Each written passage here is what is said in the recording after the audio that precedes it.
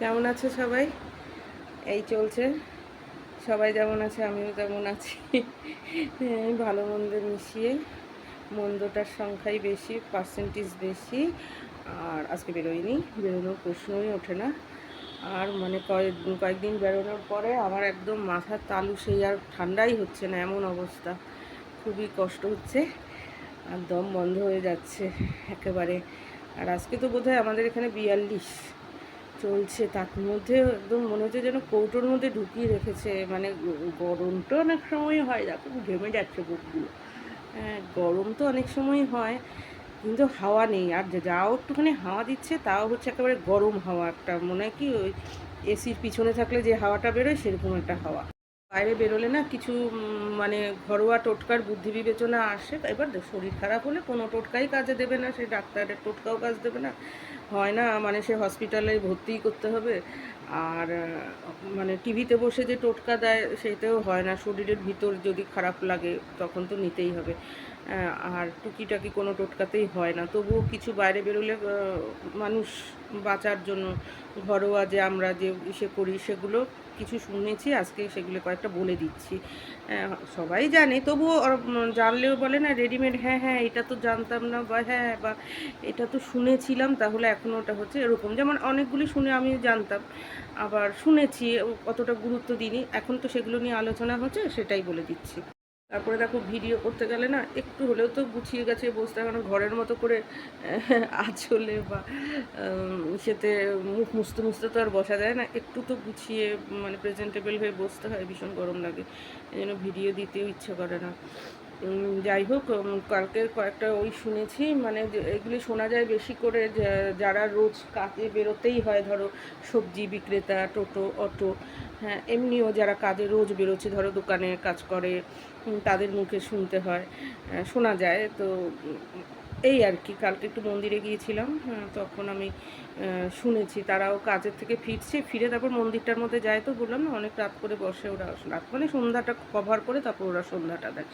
তো সেখানে শুনেছি সে সবাই এসেছে ঘর্মাক্ত হিসাবে, মানে ঘর্মাক্ত করলে পরেই এসছে, কিন্তু আমি তাড়াতাড়ি উঠে এসেছি, আমি আওয়াজ নিতে পারি না এত, হ্যাঁ মানে ঢাক ঢক করে আওয়াজ, আমি অত ঢোলঢক করে আওয়াজ নিতে পারি না।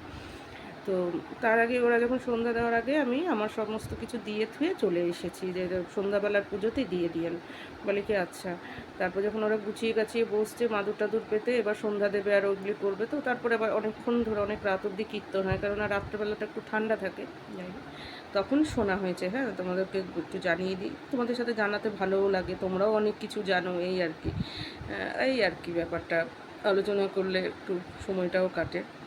যখন কলকাতায় থাকতাম এই জিনিসগুলি বেশি দেখতাম, বুঝেছো তো। হিন্দুস্তানিরা তো একটু টোটকা টোটকাতে বেশি চলে, ওরা তো একটু দেশওয়ালি হয়, ওরা মানে ওরা যতটা না তোমার ইসে খাবে, মানে কোল্ড ড্রিঙ্কস কিনে নেবে ঘরের মধ্যে, ওরা মানে ওরা একটু ওদের স্বদেশিয়ানাটা বজায় রাখে, তো বেশি একটু কনজারভেটিভ হয় বেশি বাঙালিরা, সেই জন্য না ওরা ওগুলি দেখতাম। কলকাতায় ওগুলি মানে একদম রেডিমেড পাওয়া যেত, আর এখানে না তোমাকে নিজে করে নিতে হবে, এটাই হচ্ছে মুশকিল।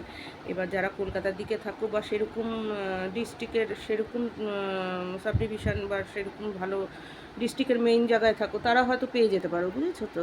কিন্তু আমরা যেমন ডিস্ট্রিক্টের থেকে একটু, ডিস্ট্রিক্টের মধ্যে আমরা সাব ডিভিশনটা থাকি না ডিস্ট্রিক্টের, তো সেই যাই হোক, ডিস্ট্রিক্টের যে মানে মেইন হার্ট, মানে যেখানে সবচেয়ে ডিস্ট্রিক্টের অফিসগুলো সব থাকবে মেইন, আমরা তো সেখানটায় থাকি না, তো পাই না, এর জন্য হয়তো ওইখানে পাওয়া যায়, তাও আমার মনে হয় না পাওয়া যায়, কলকাতার মতো তো হিন্দুস্তানি জায়গা তো পাওয়া যাবে না, তো আমি তো ওইখানে থেকে থেকে অভ্যস্ত, কলকাতায় এসে আমি এখানে তো পাই না। তো যাই হোক, তবু বলে দিচ্ছে এখানে সব কিছু না নিজেকে এই মিক্সি ফিক্সি বের করে করে নেওয়া, এটাও একটা ঝামেলার ভয় অনেকেই করতে চায় না, বুঝেছো তো। দেখে নেওয়ার ব্যাপার হচ্ছে যে এগুলি করলে পরেও কার কোনটা স্যুট হয়, যে করলে পরে সবকটাই করবো তা যেন না হয়, যার শরীরে যেটা স্যুট হয়, কেননা সব উপকরণ কিন্তু সবার স্যুট করে না, আমার তো অনেক কিছুই যেমন স্যুট করে না, এই আর কি। তারপরে আবার অনেকের কিছু ক্রনিক রোগ আছে, সেই রোগের সাথে যেন ওটার মানে কোনো সে মানে নেগেটিভ রিয়াক্ট যেন না হয়, হ্যাঁ সেটাও দেখে নিও, নিয়ে বাড়ির সাথে আলোচনা করবে, কেননা নিজের যে হাউস ফিজিশিয়ান তো আর এখন কেউ নেই, মানে একটু জেনে টেনে নেবে, বা বরাবর করে এসেছো হঠাৎ করে বন্ধ করেছো, বা বাড়িতে ঠাকুমা ঠাকুমা আছে যারা কনফার্ম বলতে পারে এটা করলে কিছু ব্যাপার না। আর খাটনি কমের কাজটাই করবে, বুঝেছো তো? বেশি খাটাখাটনি দিয়ে করলে না দ্বিতীয় দিন আর করতে ইচ্ছা করবে না, মানে আমার মতামত যেটা। একটা পড়লাম হচ্ছে খুবই সহজ জিনিস, আর ওগুলোতে নাকি অনেক কিছু উপকার আছে। তোমার গরমটাও লাগবে, মানে শরীরের ভিতরটা ঠান্ডা হবে। তারপরে হচ্ছে সহজ পাচ্য, মানে তোমার পরিপাকতন্ত্র ভালো থাকবে, ডাইজেশনটা ভালো থাকবে। এই টাইমে হিস্ট্রোকটা হয়তো সেটাকে মানে আটকাবে, মানে ও সেটার সাথে লড়াই করবে। এখন হলে তো কিছু করার নেই, মানে হলে ফ্রিজের ভিতর বসে থাকলেও হবে। এইবার হচ্ছে তারপরে হচ্ছে কি বললো জানি, রক্ত শোধন হবে। আর হচ্ছে তোমার এই যে ঘামের সাথে অনেক সময় পটাশিয়াম সোডিয়াম সব বেরিয়ে যাচ্ছে, তো সেটার বেরিয়ে যাচ্ছে, সেটার ব্যালেন্সটা ঠিক থাকবে বললো। মানে ওরা যা যা বললো, মানে সেটার আমি সেটা করে সামারি করে বলে দিচ্ছি যে ওটা ঠিক থাকবে, মানে যা যা গরমে অনেক সময় ইউরিন কম হয়, ইয়েলো রং হয়, সেটার তার ঠিক থাকবে। তারপরে ইয়েলো রং মানে জল খাচ্ছ জল বেরিয়ে যাচ্ছে, জল খাচ্ছ জল পেট ঠুস ঠুস হয়ে যাচ্ছে জলে, কিন্তু টেস্টটা মিটছে না, সেটাও কমবে। তারপর অনেক সময় অতি গরমে না একটু জন্ডিসের ধরনটা আসে অনেকের, হ্যাঁ সেটাও মানে মাথায় রাখতে হবে সেটার জন্য। তারপরে অনেকের নাকি কনস্টিপেশন হয়, আসলে শরীরটা ড্রাই করে দেয়, তো সব রসকস টেনে নেয়, তো শরীরের মিউকাসটা কমে যায়, তো যার ফলে ওইটার ফলে তোমার নাকি হয়, হ্যাঁ যাই হোক। আবার তো ডায়রিয়া ফাইরিয়া তো আছেই অতি গরমে, তারপর নাক সুরসুর করা, হাঁচি কাশি ঘামের থেকে, বা অতি গরমেও কিন্তু জ্বর জারি হয়ে যায়, জানো তো? দেখবে জ্বরের ফলেও সারা গায়ের মধ্যে মানে বরফ দিয়ে তারপরে রাখতে হয়, প্রচুর মানুষের জ্বর হচ্ছে এই অতি গরমে। হ্যাঁ, তো এগুলির থেকে ইসে করার জন্য কিছু মানে শরীরের ভিতরটাকে ঠান্ডা কী করবে, বাইরের সাথে ইয়ে করার জন্য, লড়াই করার জন্য যতটা পারা যায়, যে বলতো ঘরোয়া জিনিস দিয়ে, মানে আগেকার মানুষ যে ঘরোয়া জিনিস দিয়ে করতো সেরকমই কিছু। তা আমি মনে করবো যেগুলিতে খাটনি কম সেটাই করো। আর যে পেরে ওঠে, আমার না মানে কী বলতো, আমি মোবাইলটা সেট করে ধরতে পারি না এখনও, জানি না যে কোনভাবে ধরলে ভিডিওটা করা যায়, কোন দিকে তাকিয়ে করলে বুঝতে পারি না আমি এখন। একজন বলছিল কি উঁচু করে করবে, তো বাবা আমার উঁচু করে করলে আবার হাত ব্যথা হয়ে যায়। যাই হোক, আমি ঠিক করতে পারি না, হ্যাঁ যার জন্য না আমার নজরটা অন্যদিকে চলে যায়। তো যাই হোক, যেটাতে খাটনি কম করবে, আর যদি বাড়িতে অনেক লোক থাকে, আমি এই জায়গাটা করছি আমি ওইটুকুনি করছি, ঘরের কাজও তো করতে হয় সেইভাবে। তো একটা শুনলাম হচ্ছে যে লাউ, হ্যাঁ লাউ কেটে মিক্সিতে পিষে, মানে মিক্সিতে একটা দলা দলা করে মানে ঘেটে ঘুটে তারপরে তার জলটা খাওয়া। তো অনেকে কাঁচা লাউ কিন্তু খেতে পারে না, কাঁচা কিন্তু সাবধান, কেননা করোনার ভাইরাস কিন্তু এখনও ব্যাপার আছে না, এই জন্য বলে সব কিছু ফুটিয়ে খেতে। যাই হোক, সে যে যার মতো ব্যাপার, কারণ সুগার ডায়াবেটিসে লাউটা খুব দরকার। এই টাইমে সুগার আপ ডাউন করে, ডায়াবেটিস আপ ডাউন করবে, প্রেশার আপ ডাউন করবে, সব কিছুরই একটা অ্যাবনর্মালিটি থাকবে। তো লাউটা এই হিসাবে খুবই ভালো, কেননা লাউ মাটির তলারও না, লাউয়ের মধ্যে সুগারও নেই, আবার লাউ তোমাকে শরীরে জলের ভারসাম্য ওই করছে। বলছে লাউটা ওই করে ওই যে থকথকে করে নিয়ে তারপর তার রসটা বের করে নিয়ে খাওয়া। এবার বাইরে যেটুকুনি রয়েছে, যেটা থকথকে রয়েছে, সেটা দিয়ে একটা সবজি করে ভালো, সেটাও আবার কাজে লেগে যাচ্ছে। এই হচ্ছে লাউয়ের ব্যাপারটা। লাউয়ের মধ্যে তো আরও অনেক কিছু আছে, সেটাও তোমার ঢুকছে। আর লাউ নাকি শরীরটাকে ঠান্ডা রাখবে। এবার লাউ আবার তেল ফেল দিয়ে তরকারি করবে, তার চেয়ে ওইভাবে করে না, এবার বাকি যে লাউয়ের ছিবড়াটা ওই দিয়ে করো, এটা বলেছে। আর শাক পাতাটা একটু কম খাওয়া, কেননা এই টাইমে লিভারটা একটু দুর্বল থাকে, তো মানে এই শাক ওই শাক ওইভাবে খাওয়া সেইভাবে খাওয়া একটু কম। পেঁয়াজ রসুনের জিনিসটা কম, খুবই কম খাও। মটর ছোলা এগুলি একটু মানে কমই খাওয়া। দুধের জল দুগ্ধ জাতীয় জিনিসটা কম। এই পায়েস পয়েস আছে বলেই খেতে থাকি, সেটা যেন না হয়। খেলে টক দই, ভাজা মিষ্টি একদম খাওয়াটা কি উচিতই না, তবুও তো খাচ্ছে, কিন্তু যতটা পারা যায় অ্যাভয়েড করাই ভালো। তারপরে যে কাঁচা গোল্লা টোল্লাগুলো মানে যতই ডায়াবেটিক হোক তবুও ওটা না খাওয়াই ভালো, কেননা পিওর ছানা পড়ে যাচ্ছে। হ্যাঁ, ছানাটা এই টাইমে ডাইজেশন করা কঠিন এই গরমে। এই আর কি। তারপরে হচ্ছে গরম মিষ্টি, এইসব মিষ্টি টিষ্টি, তারপর অনেক দিন রেখে দেওয়ার মিষ্টি, শক্ত মিষ্টি যেগুলো কড়াপাক টড়াপাক, ওগুলো না খাওয়াই ভালো। আর টক দইটাই বিভিন্নভাবে খাও, কিন্তু বেশি মশলা করে মশলা করে টক দই মানে স্টাইলিস্ট টক দই ওই সব যেন না হয়। আর ক্যান্ড ফুড মানে ক্যান্ড কোল্ড ড্রিঙ্কস না, ক্যান্ড ড্রিঙ্কস যেটা ক্যানের মধ্যে থাকে বা প্রিজারভেটিভ দেওয়া থাকে, যে 2-3 দিন ধরে খাও, সে ডাবের জল বলো। আর আজকাল তো ডাবের জলও ওরকমভাবে 3-4 দিনের জন্য রেখে দিয়ে বিক্রি হচ্ছে, কিন্তু খুব সাবধান তোমাদের নিজেদের গাছে। আমরা তো ডিস্ট্রিক্টের মানুষ, আমরা নিজেরাও জানি যে গাছের ডাবের জল গাছের মধ্যেও অনেক সময় কিন্তু টকে যায়। অনেক দিন গাছের মধ্যেও ডাবটা থাকলে সেই ডাবের জলটা কিন্তু খারাপ হয়ে যায়। অনেক সময় নারকেল ফাটিয়েও দেখেছো ডাবের মানে নারকেলের জলটা কিন্তু খাওয়ার মতো না, মানে ডাবটার ভেতরের যে শ্বাসটাও অবধি খারাপ হয়ে গেছে, নারকেল অবধি কিন্তু পৌঁছায়নি।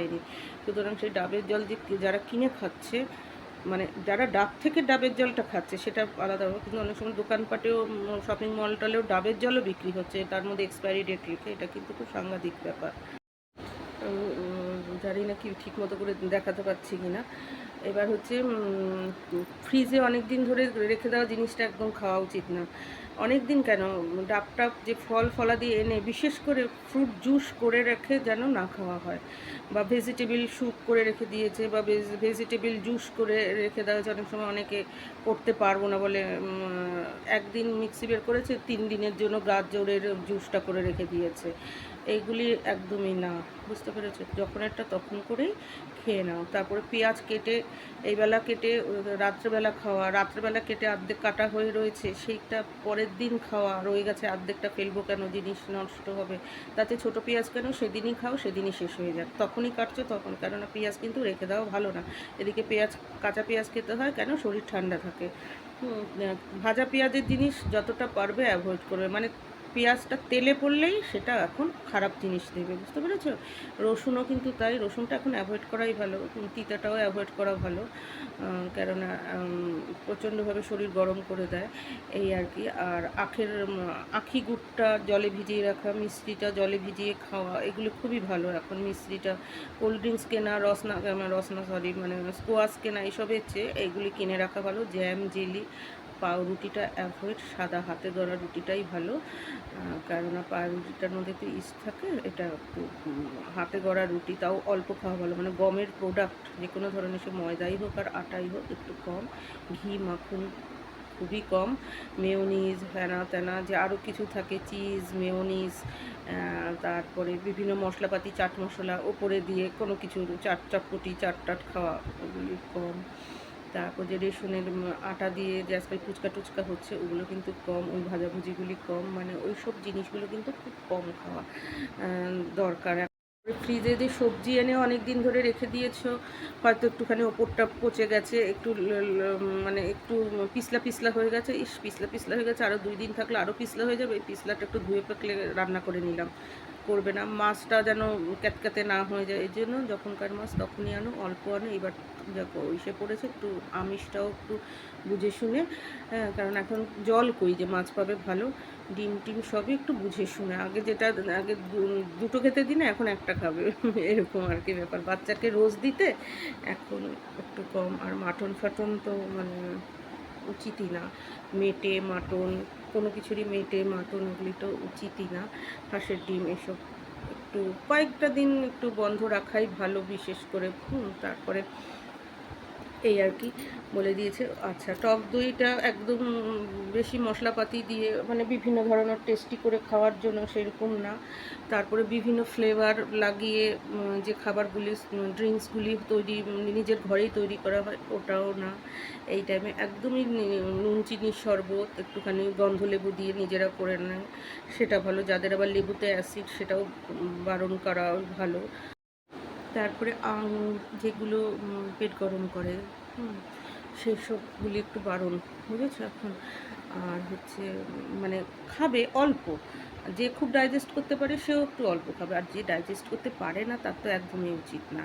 তারপরে হচ্ছে খেজুর, এগুলো একটু বন্ধ, মানে মানে একটু অ্যাভয়েড করাই ভালো, কম খাওয়া বা অ্যাভয়েড করা পুরো এই টাইমটা ভালো। তারপরে হচ্ছে বিভিন্ন সিডস, এই যে বাদাম টাদাম আমরা খাচ্ছি, নাটস জাতীয় জিনিসটা, কারণ এটা প্রচণ্ড পরিমাণে শরীরকে ক্যালোরি দেয়, প্রচণ্ড পরিমাণে শরীরকে গরম করে, তাপ সৃষ্টি করে শরীরের ভিতরে। আমন্ড, নাটস, তারপরে ছোলা, মানে আরও কিছু যে খাচ্ছে, ছোলা না বোধহয়, আরও যে আখরোট টাখরোট, এগুলো কিন্তু এখন একটু মানে, আর ডাল টাল খেলেও খুব পাতলা। কাঁচা মুসুরির ডাল, কাঁচা মুগ ডালটা ভালো, মানে ফোড়ন টোড়ন দিয়ে একটা পেঁয়াজ টেয়াজ দিয়ে, যে আজকে টমেটো টমেটো দিয়ে টক টক করে খাচ্ছে সেটা না।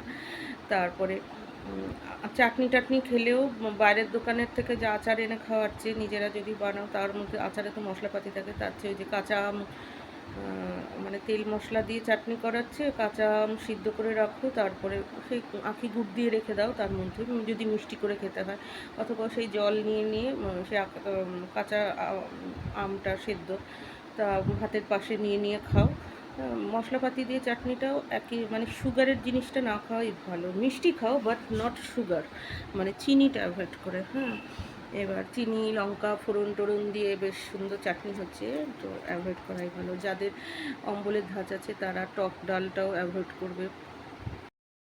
মাছের তেল, মাছের ডিম, তারপর মানে এখন তো এগুলি তো খুব হচ্ছে, এগুলি খুব বুঝে শুনে মাছের তেল, মাছের ডিম, রসুন পেঁয়াজ আদা, তারপরে বেশি ঝাল টাল, এগুলো শরীরকে, মানে এগুলি শীতকালের জন্যই সবচেয়ে ভালো। তারপরে হচ্ছে আর খেতে হবে হচ্ছে ওই যে পাতলা করে ছাতু, যাদের স্যুট করে জবের ছাতুটাই ভালো। পাতলা করে জবের ছাতু নিয়ে তার মধ্যে অনেকে পেঁয়াজ টেয়াজ দেয়। হ্যাঁ, পেঁয়াজ, কাঁচা পেঁয়াজ দেওয়া যেতে পারে, ওই যে বললাম না, ভাজা পেঁয়াজটা অ্যাভয়েড, ভাজা মানে তেলের মধ্যে পেঁয়াজ পড়লে সেটা অ্যাভয়েড করাই ভালো। এবার একটু লেবু টেবু, যার অ্যাসিড না হয় সেইভাবে, কিন্তু পাতলা করে খেতে হবে।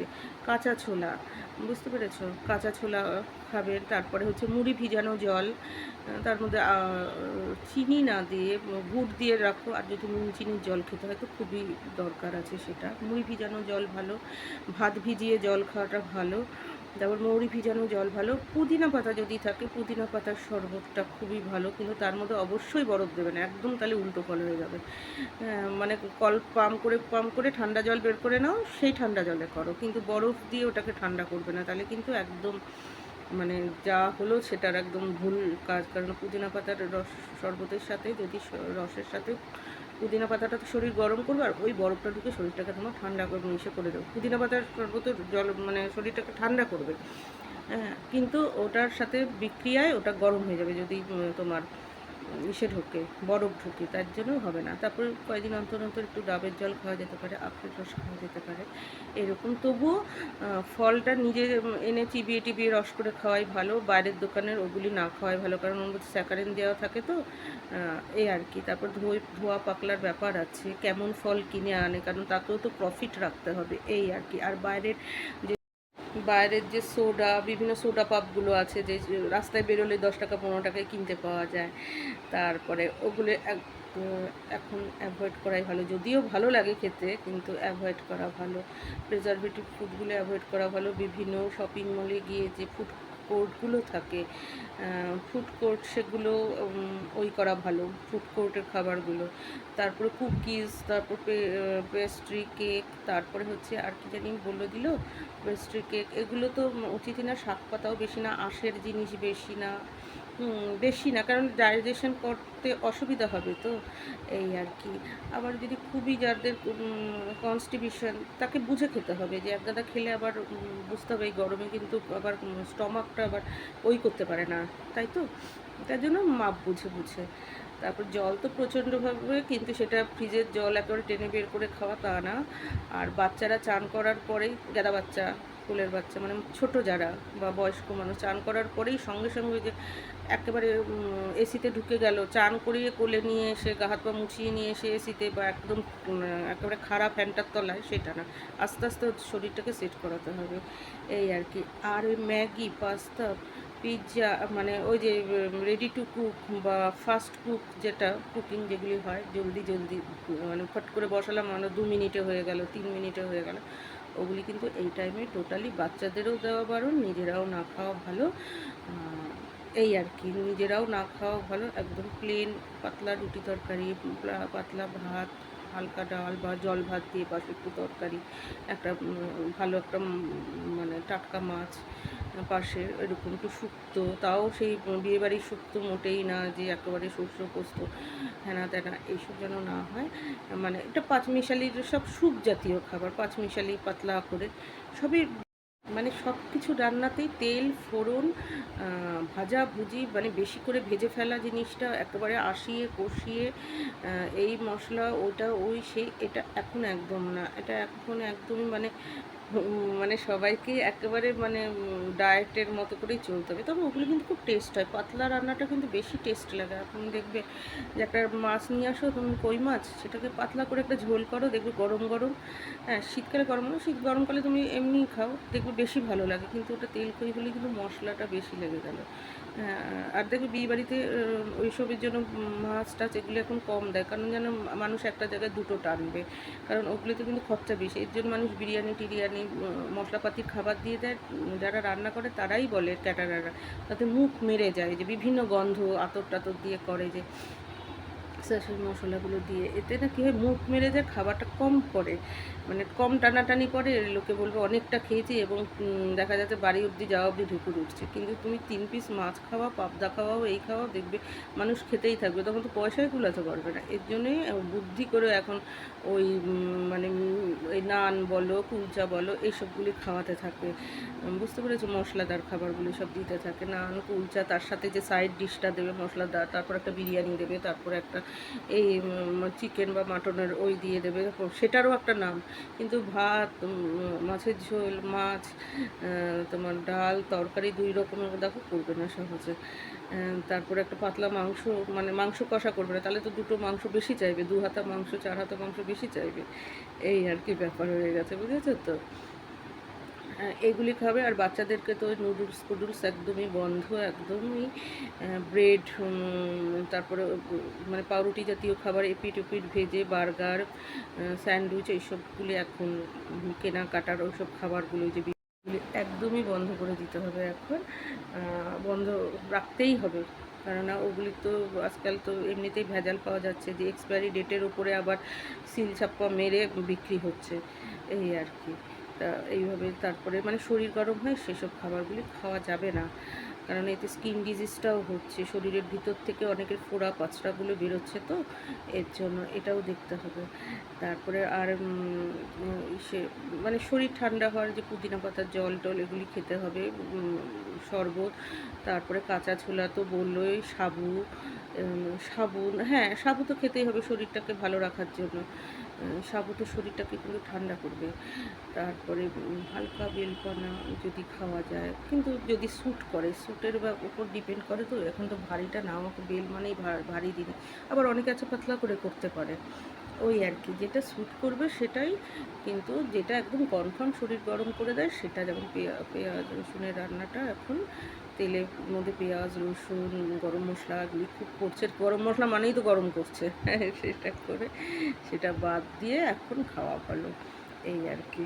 এগুলি শুনেওছি, এগুলো তো আগেও জানতাম মোটামুটি অল্প বিস্তর, তাও পুদিনাগুলি যে শুনলাম, আমি এতটা জানতাম না যে পুদিনাটা এতগুলো, আমি পুদিনাটা জানতাম শুধু শরীর ডাইজেশনের জন্য, কিন্তু পুদিনা যে শরীর ঠান্ডা করে আমি জানতাম না। লাউটা জানতাম, তো যাই হোক, এটা আবার লাউ সিদ্ধ জলও খেলেও কাজ দেবে, এই আর কি। আর সেইভাবেই চলতে হবে সবাইকে, আর কি, যে হারে গরম পড়েছে। আচ্ছা, সবাই ভালো থাকার চেষ্টা করবো, থেকো ভালো।